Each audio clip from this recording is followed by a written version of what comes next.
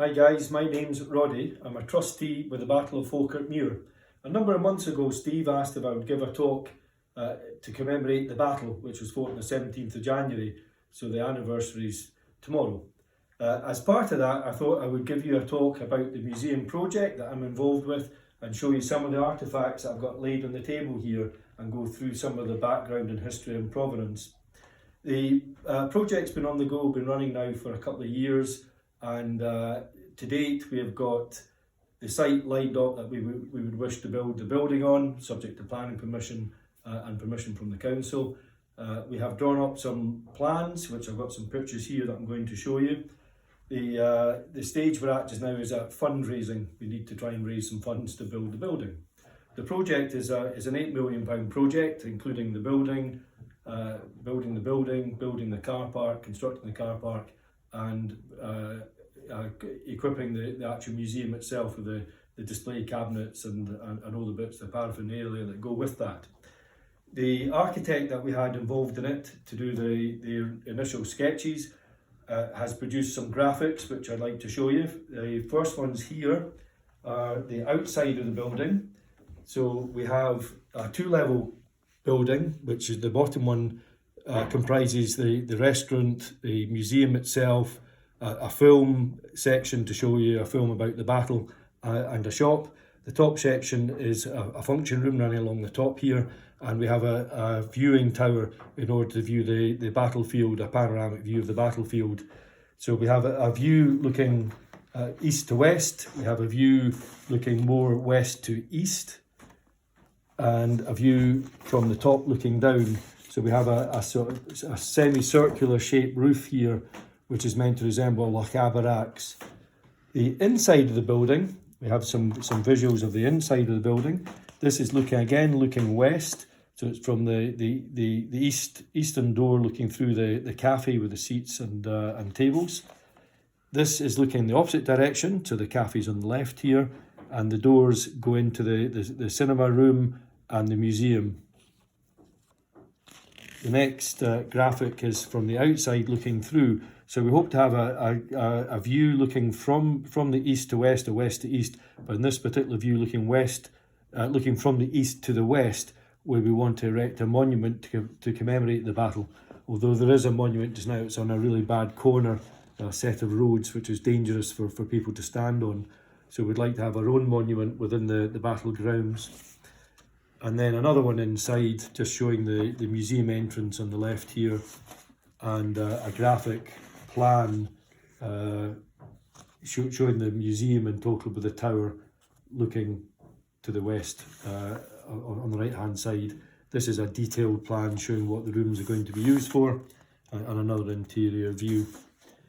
Now, looking at some of the exhibits I've got laid on the table, I thought I would start with one of the oldest items in the collection. These are all items from the museum collection that will be on display in the museum. So I thought I would start with the oldest item, which is this broadsword here. Now, the broadsword was owned by an individual called William Blair of Blair Castle, not the Blair Castle on the A9, but Blair Castle in Ayrshire. William Blair, after the glorious revolution of 1689, that resulted in James VII being forced to abdicate the throne in favour of his daughter Mary and her husband William. William decided his allegiance lay with the new monarchs. While in charge of a regiment that he raised, which was based in, which he then camped in St Johnstone outside Perth, just at the time of the glorious revolution. While he was camped there, a Jacobite force surprised him. So this is known as the skirmish or the Battle of St Johnstone, which actually took place before the Battle of Killiecrankie. So this is the very, very first bit of military action by the Jacobites. William, unfortunately, was injured during this skirmish or battle, and he was taken prisoner. He was then taken up to the castle at Castle Stewart on Mull, where he subsequently died of his injuries, probably blood poisoning. Excuse me. So this sword actually belonged to William Blair of Blair, and it was returned back to his family along with his body after his death. The second sword I have here is what's known as a short sword or a court sword. It has been known as being in the possession of Bonnie Prince Charlie. So it's been interpreted over the years as actually having been owned by Bonnie Prince Charlie, but I think the key thing is the word possession. The sword itself, what we do know about the sword is an extremely fine example of a court sword or a short sword. It is a silver hilted sword, so it's solid silver. The hilt here is solid silver. It is hallmarked London, and it's dated 1738. So it's before the first of the risings, the 1745 rising. The blade itself is etched with G.R. George King, George Rex, George the King. So that is George II at that time. So it's definitely a British Army sword. It wouldn't have GR on if it was a Jacobite sword. So the mystery is why it's become known as being in the possession of Bonnie Prince Charlie. Looking through the records, this sword was actually mentioned in a book published about 1928, I think it was published. It's Bonnie Prince Charlie in the Borderland, and it's by an author, David Beattie. It's dated 1928. There's a picture in the book of this sword. The distinctive thing about the sword is that someone's dismantled it to clean it, and the hilt has been turned upside down, as you can see on the sword itself. The actual scallop should be facing upwards rather than downwards, which is the same as what's in the picture. So the picture shows exactly the same position as the hilt here. Now, the description within the book is that this sword was purchased by the present owner's grandfather. So if the present owner was alive in 1928, going back 2 generations, then this would probably date from about the 1850s, 1860s. And it was known then as being in the possession of Bonnie Prince Charlie. So it's been known as that for a number of years, 160, 170 years. So the only thing you can probably conclude then, perhaps, is that if it was in the possession of Bonnie Prince Charlie, he didn't own the sword. It was in his possession for a temporary period of time. So you're tempted to think that perhaps maybe after the Battle of Prestonpans, when the Jacobites seized the baggage train belonging to Cope, that perhaps this sword belonged to Cope or one of the other military chiefs, military leaders in the British Army, and the sword belonged to him, and that they took the sword, presented it to Bonnie Prince Charlie, who had it for a while, and then he passed it on to someone else. It's certainly a very high quality sword, and it must have belonged to someone reasonably important. The scabbard that goes with it is a later scabbard. It's dated at the turn of the 20th century. It's about 1901 or 1902. I think the hallmark's dated Glasgow, is marked Glasgow. So the scabbard's not original, but the sword itself, all the details are.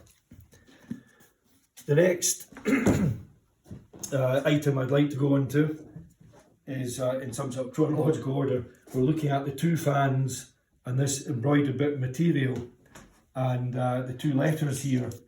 Now, there's been some debate amongst Jacobite historians about the so-called Edinburgh Ball that was held after the Battle of Prestonpans, and a lot of historians say that didn't take place on the basis that Bonnie Prince Charlie had stated that he didn't want to celebrate the victory over some of his own subjects. He considered the members of the British Army to be his subjects as well as the Jacobite army, and he didn't want to be seen celebrating the injury and death of hundreds of British Army soldiers.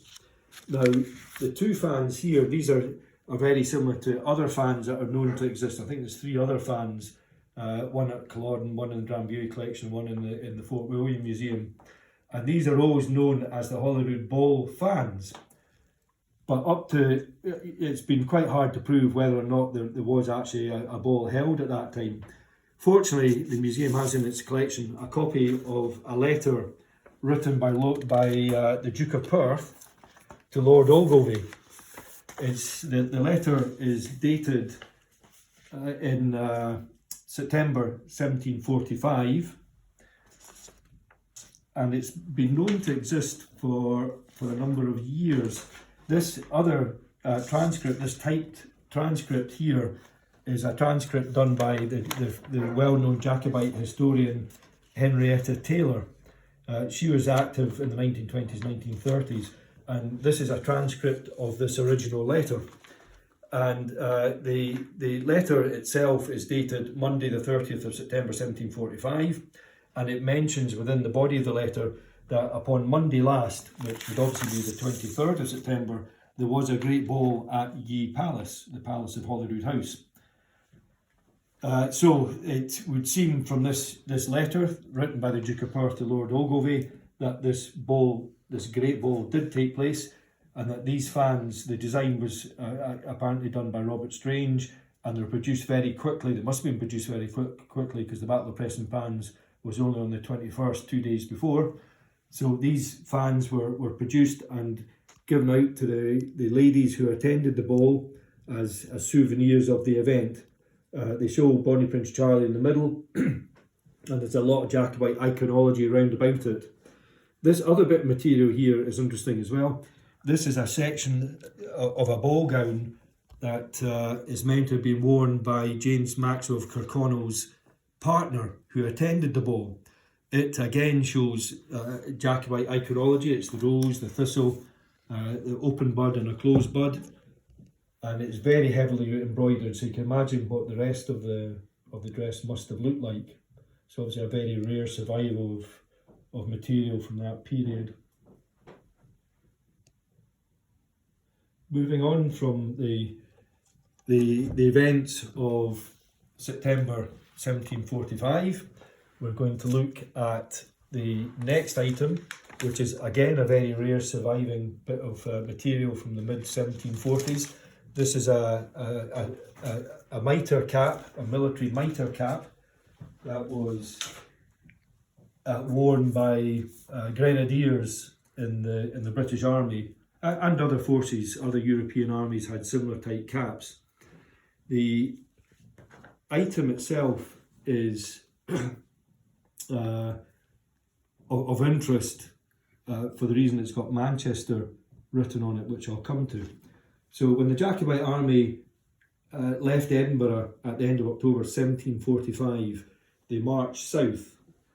They reached Carlisle on the 13th of November, and then they successfully laid siege to the castle, which they held while the rest of the army continued their march south. They reached Manchester on the 28th of November, and they then raised a regiment of about 400 men, which were then named the Manchester Regiment.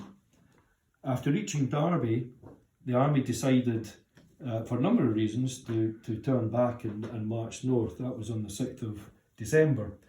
So they then came back up north and reached Carlisle, where it was decided, rather than abandon the castle, they would leave the Manchester Regiment in charge of the castle.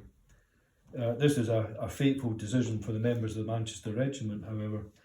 On the 21st of December, the Duke of Cumberland then reached Carlisle Castle and laid siege, where he completely, he bombed the castle. He used his artillery to try and reduce the castle and force surrender, which was what happened. The Manchester Regiment then surrendered, and many of the men were executed. They were taken out as prisoners, and they were then subsequently executed. They were very harshly dealt with. This cap is interesting for the reason that it has got Manchester embroidered on it. So on the back of the cap, you can see the word Manchester. This is all velvet with silver, very heavily embroidered silver and gold thread. So there's not a British Army regiment that was ever called the Manchester Regiment, but the front of the cap does show some British Army symbols. Mainly the word Liberty, which was a Hanoverian cipher, really. It wasn't a Jacobite one, it was a Hanoverian one. It's got the British lion and crown. Excuse me. But in addition to that, they do have roses and thistles. So the assumption might be Now, it's a mixture between the lion and the crown and the word liberty, the roses and the thistles and the word Manchester, that it was connected to the Manchester Regiment. So perhaps it was a British Army mitre that's been taken from a member of the British Army. It's been redesigned and repurposed and worn by a member of the Manchester Regiment.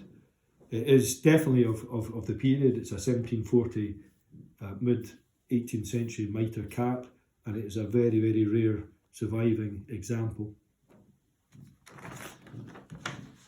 You can only imagine, if it was worn by a member of the Manchester Regiment, what that man's fate proved to be at the end of the fall of Carlisle Castle. The next item I really want to come to is the sword on my left here. This sword is known as Ligonier's sword. The Ligonier's Dragoons were made up of what was left of the Gardiner's Dragoons. The Gardiner's Dragoons, they were named obviously after their Colonel James Gardiner. They were given the task of, during the 45, the outbreak of the 45, they were given the task of observing the Jacobite army as they approached Edinburgh from the west.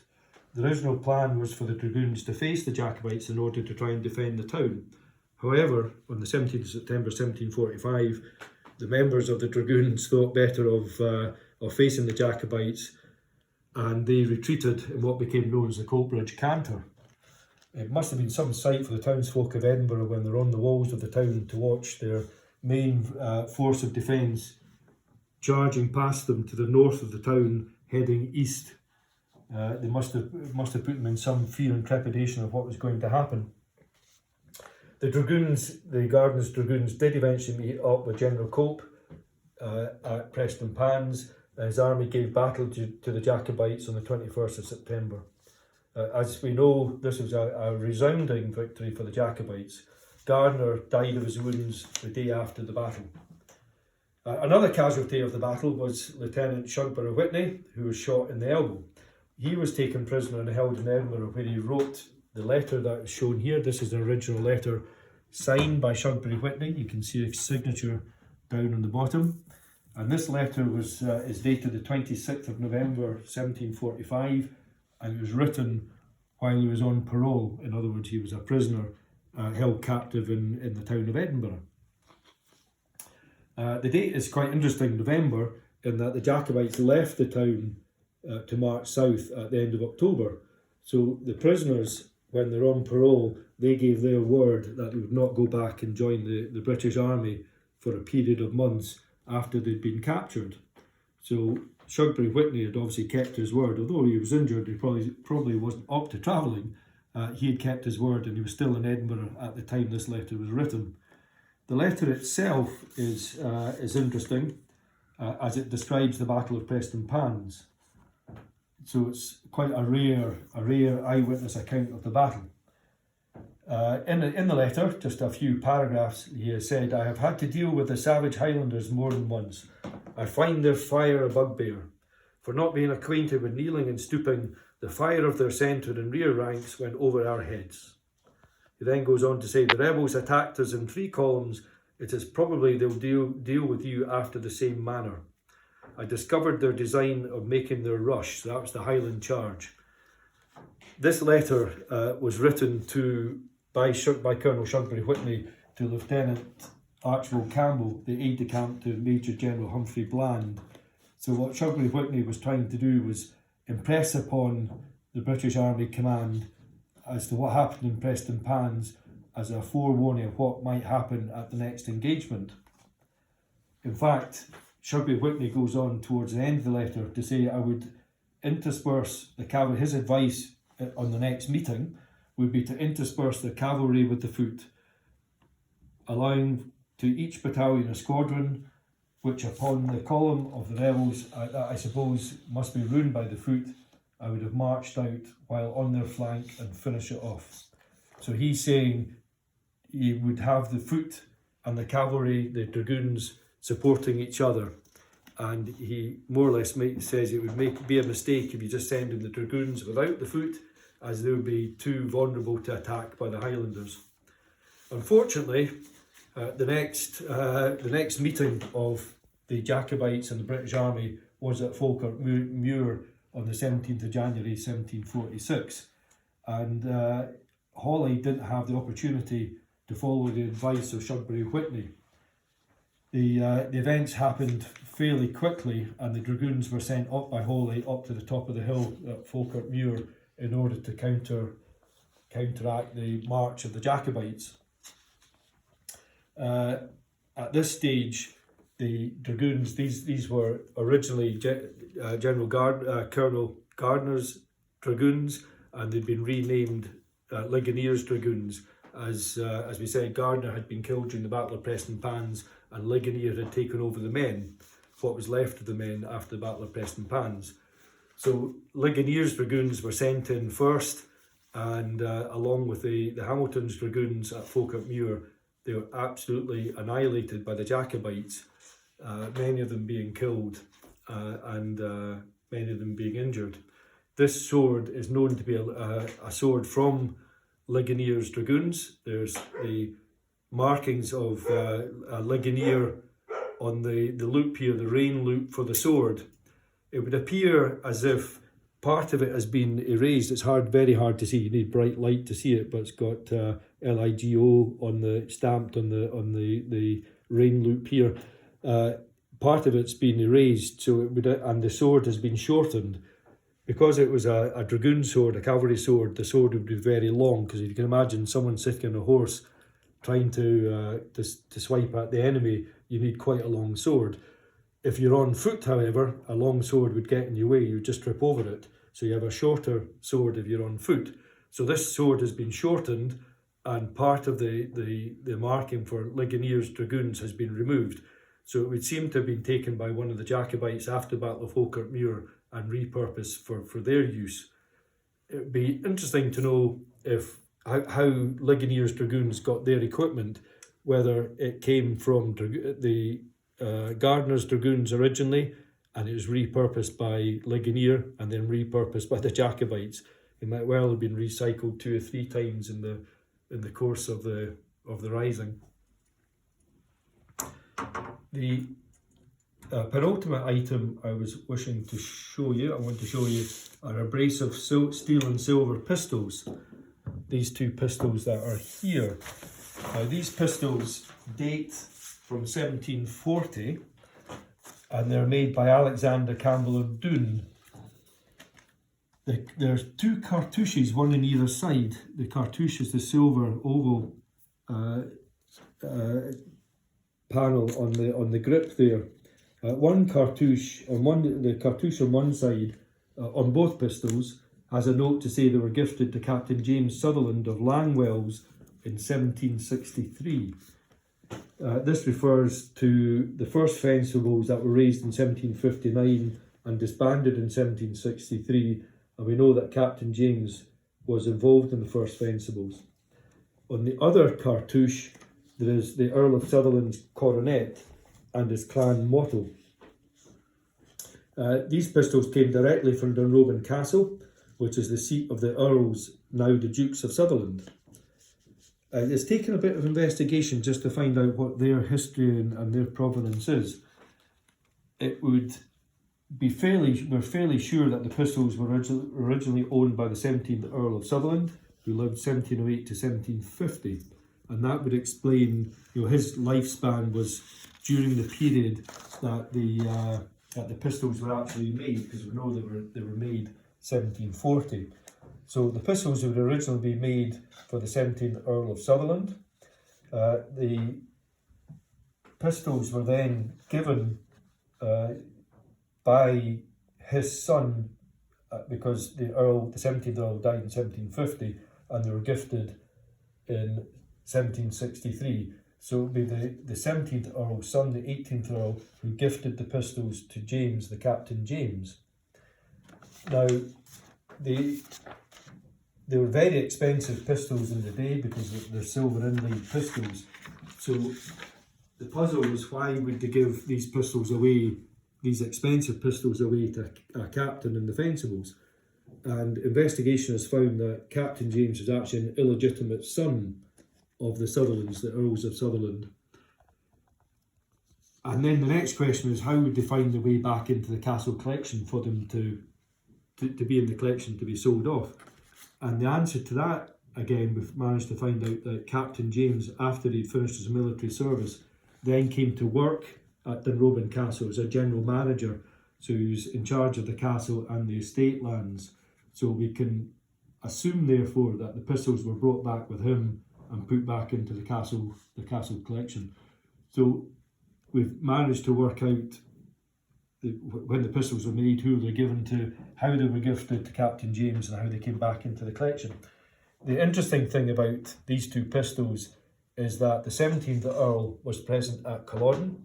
He was held in reserve. He didn't actually fight. He wasn't involved in action, but he was on Culloden Muir. He was held in reserve. So if he was there, which we know he definitely was, then these pistols would have been with him, because these would have been his pride and joy at the time. So these pistols would definitely have been there. The final item I want to show you is this very, very fine alabaster statue of young James the 7th. So this is after the portrait by Van Dyck of Charles I's family.